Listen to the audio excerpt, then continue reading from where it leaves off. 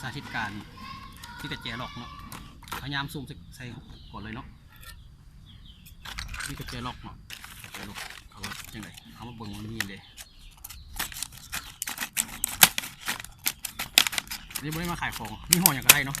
เช่นกันเนาะด้วยกันเลยก่อนสีเส้นละอันนั้นนี่หัวนี่ค่ะนี่เนาะเอาผู้ก่อนมันสีนี้นี่เนาะตัวสำหรับหลอกเนาะอันนี้มันนี่เขาเนาะนี่ลูกกระเจเนาะ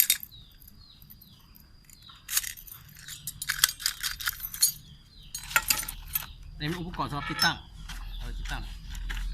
มันจะมีเขาเรียกว่า lock installation kit เนาะนี่ไงนี่ก่อนนี่เนาะมีสลับเจาะหูบานประตู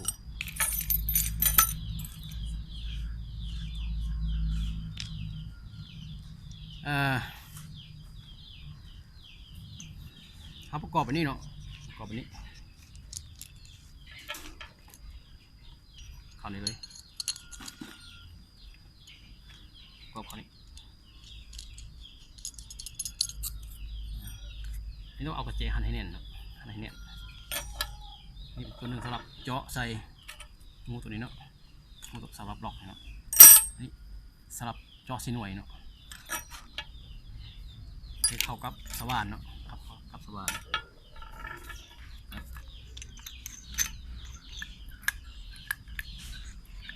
เอาเบิ้งกันซ่าเนาะสามารถเบิ้งสามารถติดตั้งได้เลยเนาะ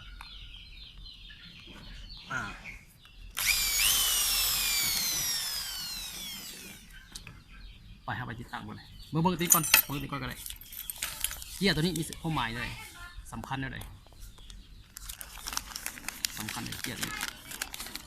ถ้าว่าสร้างมือใหม่เนาะเขาต้องเบิ้งนี้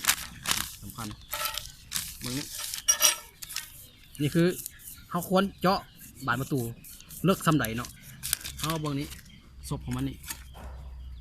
มันบอกว่าเท่าไหร่60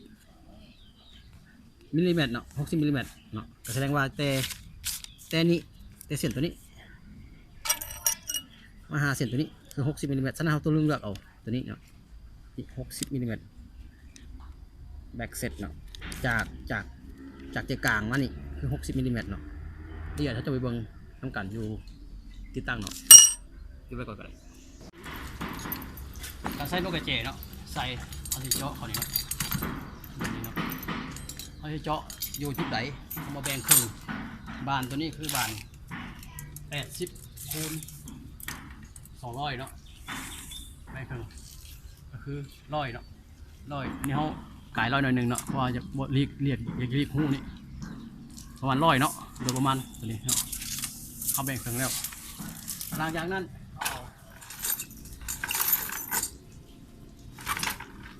สากมาจับเนาะขีดเนาะ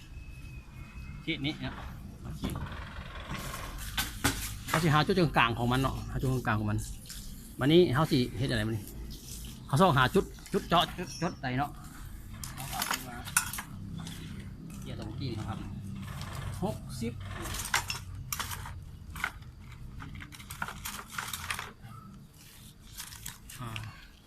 เขาเอาเส้นตัวนี้เนาะ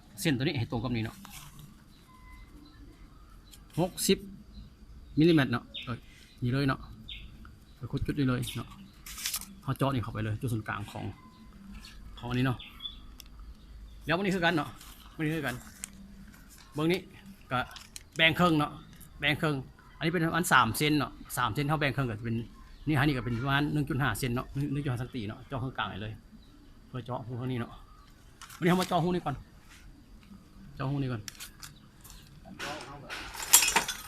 ตามที่เขาตามไว้เนาะเ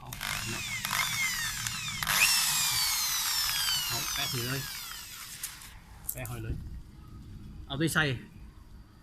ส่นี้เนาะแป ได้เลย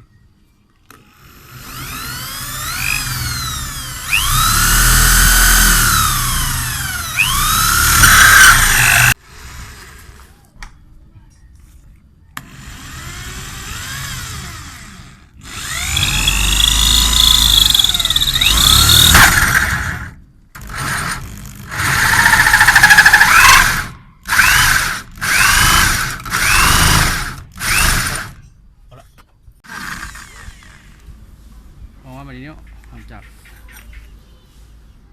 รอแล้วก็จะเป็นหูลักษณะนี้หูลักษณะนี้เนาะเฮ้ยลมนกกระเจเลยเนาะ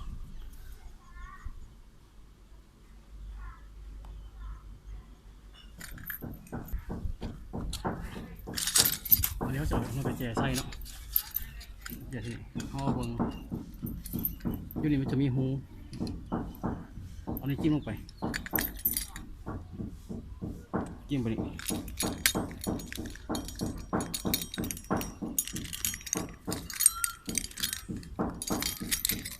ออกเนาะเนี่ยมันออกมา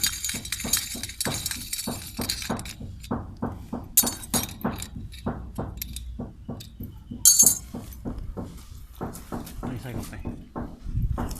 แบบนี้เนาะ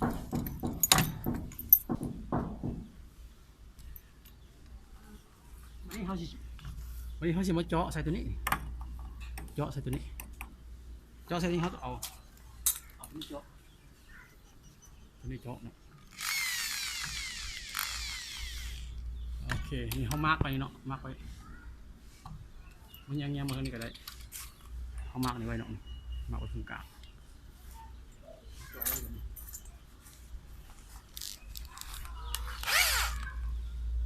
นี่ก็ได้อันเจาะนี่เนาะ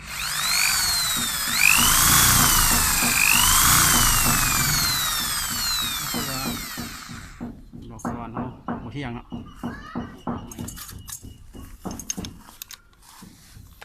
หมดที่ยัง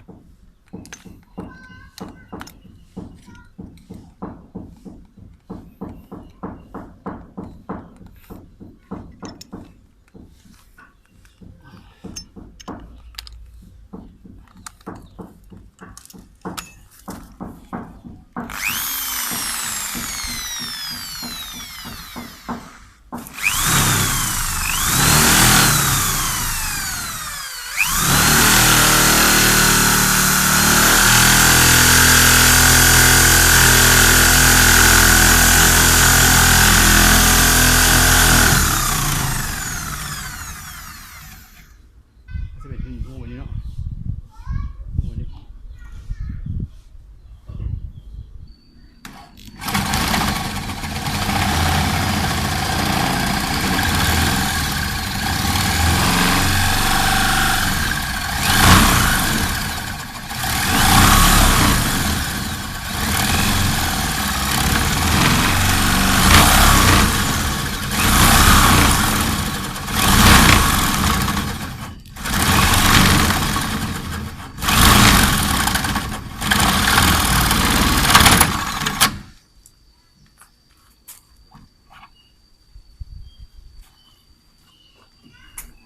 เลยเนาะ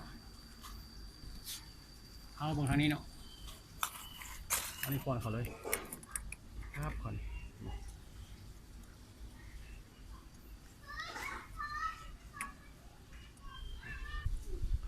คอยปุ๊บรอใหม่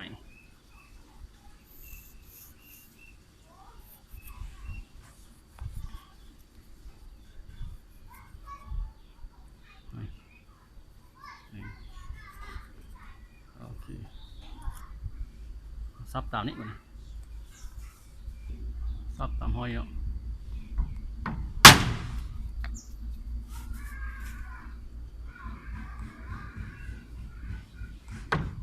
โอเคหยุดเลยแล้วเราก็จะได้จังซี่เนาะนี่เป็นจังซี่แล้วเราก็ใส่ วันนี้เขากลับมาใส่น็อตจังหน่อยมาใส่น็อตเขาหมายออกหมายไว้ก่อน หลังจากเขาเจาะแล้วเนาะเจาะแล้วเขาก็เอานี่ใส่เข้าไปปั๊บนี่เต็มไปเลยเนาะหลังจากนั้นก็มาหมา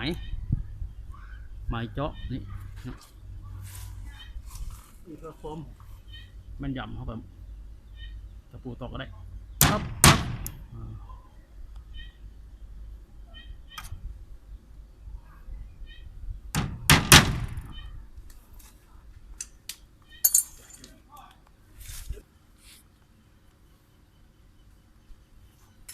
ใส่นี่เข้าไปเลยเนาะถึงเบื้องบ่ถึงเบื้องเนาะนี่เนาะถึงเบื้องเพราะว่าประตูใครออกต้องผ่านนี้มาทางนี้นี่มาทางนี้ถึงเบื้องเนาะจับหนอนเลย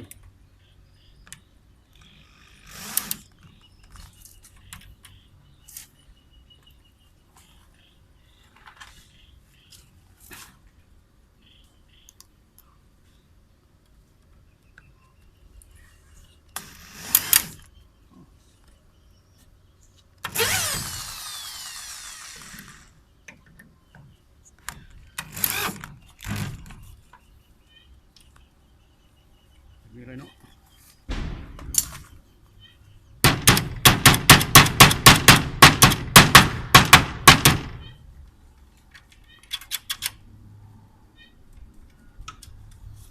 จากนั้นเขาเอาสีเข้า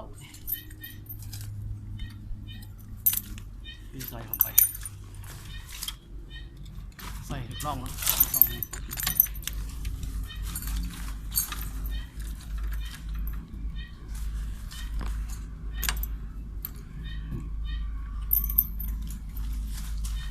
ใส่ถูกร่อง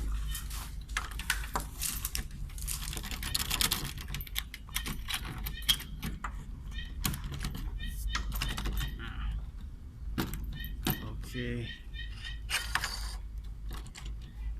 พยายามแบ่งตรงกลางให้อยู่ครึ่งเนาะตรงกลางเลย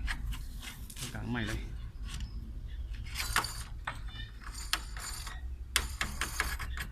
น่าจะโอเคแล้วเนาะอันนี้เข้าไปโอเคอันนี้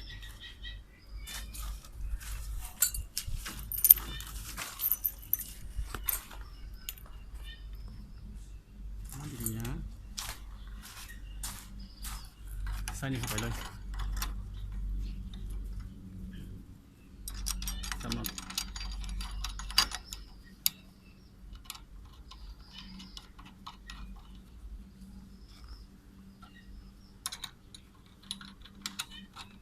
เท้าถาม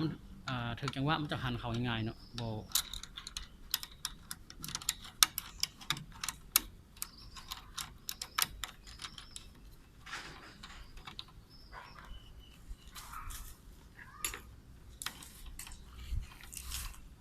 มีเท่านี้ที่ถ่ายอย่างเดียว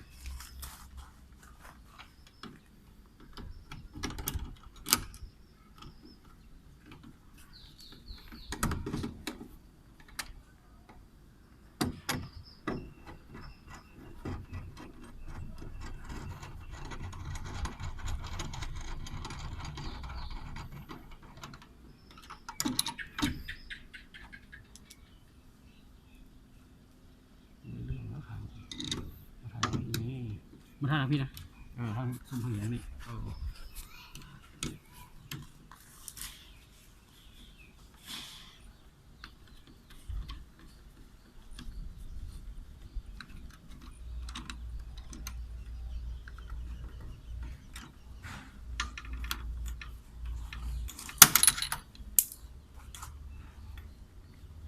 สื่อ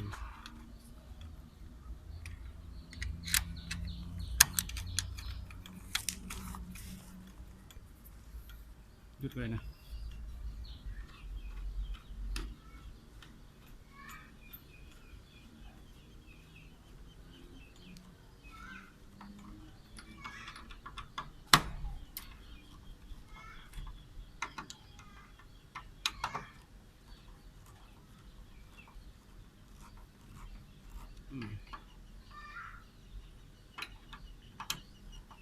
หอยเนาะ